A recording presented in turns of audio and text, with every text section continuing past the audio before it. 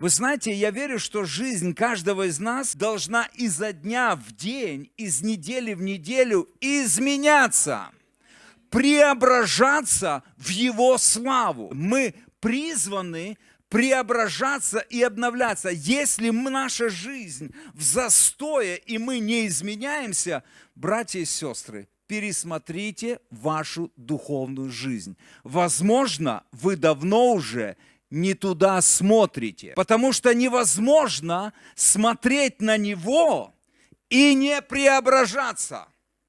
Если моя жизнь не преображается, если мои глаза не горят, если у меня нет уже этой ревности по Богу, по служению, по свидетельству, по посвящению, друзья, мы начали смотреть на что-то другое.